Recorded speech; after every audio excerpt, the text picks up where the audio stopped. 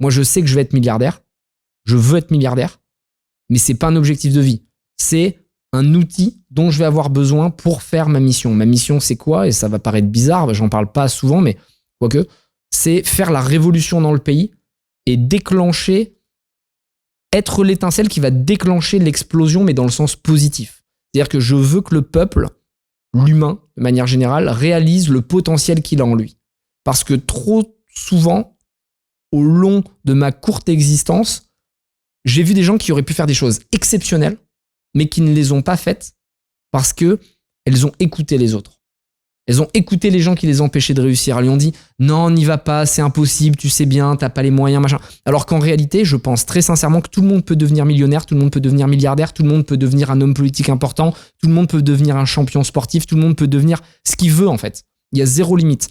Et quand vous aurez compris ça et que vous aurez trouvé votre facilité, alors là, mais le champ des possibles s'ouvre. Et ça devient n'importe quoi. Et on parlait tout à l'heure de Grégoire Gambato. La première fois que je l'ai rencontré, je me suis dit, le mec a un talent de ouf. Tu vois, il avait cette énergie, il y avait cette puissance qui était là. Et je lui ai dit, mec, tu dois faire beaucoup plus. Et on en a parlé. Et d'ailleurs, il le dit dans un podcast, dans un moment. Il dit, c'est quand j'ai parlé avec Anthony que j'ai capté que je pouvais viser beaucoup plus gros. Et c'est ça que je kiffe. Si je pouvais, je prendrais chaque humain par la main en lui disant, vas-y, tu peux tout niquer. Fais-le. Et c'est marrant parce que j'ai un psy là qui me disait l'autre jour, je lui dis mais pourquoi tu fais ce métier? Parce que toute la journée t'as des gens qui pleurent, qui se plaignent, qui veulent se suicider, machin. Il me dit j'ai l'impression d'être le mec dans Titanic à la fin, tu sais, qui passe avec sa barque et qui un par un récupère les personnes qui sont dans l'eau en train de claquer. Et il dit et ma passion c'est le soir quand je rentre, je me dis j'ai sauvé cette personne. Et quelque part c'est un peu mon obsession aussi, c'est réussir à avoir un maximum d'impact et dire aux gens qui sont en train de se noyer, vas-y, arrête d'être lâche quelque part, même si ils vont pas kiffer à entendre ça, mais arrêtez d'être lâche, prenez votre destin en main et allez chercher le maximum de votre potentiel parce que dans 30 ans, vous êtes mort sûrement, tu vois. 50 ans. Je pense vraiment que tout le monde peut devenir milliardaire. Millionnaire, ok. Milliardaire, je trouve que c'est un autre game. Franchement, je pense que c'est possible parce que dans le business, encore une fois, là on parle d'argent, mais ça vaut pour tous les milieux, tu vois, parce que souvent on me dit ah Anthony parle que d'argent, mais je parle d'argent parce que je fais du business, quoi, tu vois. Mais ça peut être dans l'art, ça peut être dans le sport, bref, peu importe, tu peux. Quand je dis milliardaire, c'est le top pour le business. Donc peut-être que si t'es dans l'art, c'est que tu vas être exposé à la biennale, etc., etc. Chacun a ses objectifs. Mais je pense que tout le monde peut faire des trucs incroyables et en business, c'est potentiellement être milliardaire parce que t'as besoin d'avoir raison une seule fois. Qu'est-ce qu'un winner? C'est juste un loser qui a essayé une fois de plus, quoi. Tu vois, on est tous des losers ici. Hein. On a tous échoué des trucs. Mais à un moment, bah, il y en a un qui a marché.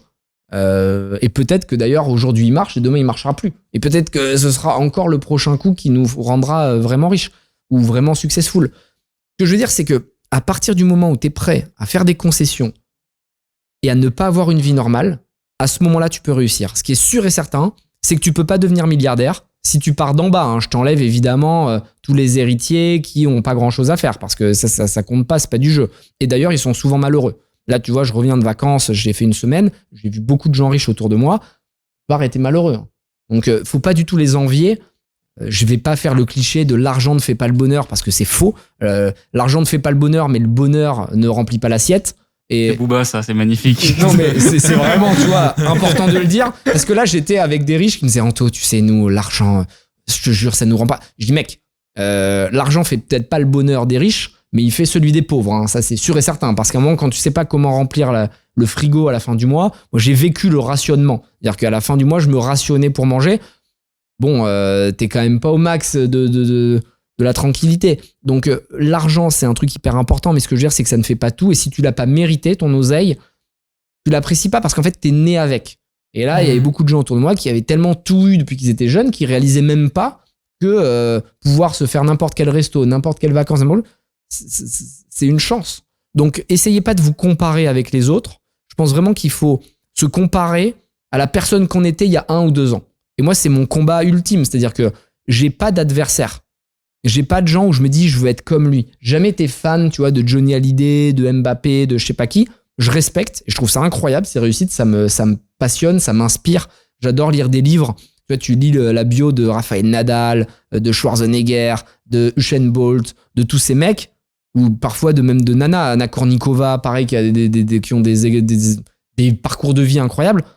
C'est effroyable à quel point ils ont souffert. C'est-à-dire que Nadal, tu lis son livre, t'as mal au ventre, tellement le mec explique qu'il s'entraîne avec le doigt de pied pété, le ci, le là. Et ça te permet de savoir que c'est pas des surhommes en réalité à la base, c'est juste des déterminations à toute épreuve. Donc, même si vous êtes plutôt moyen, comme moi, au final, croyez en vous et vous pourrez le faire.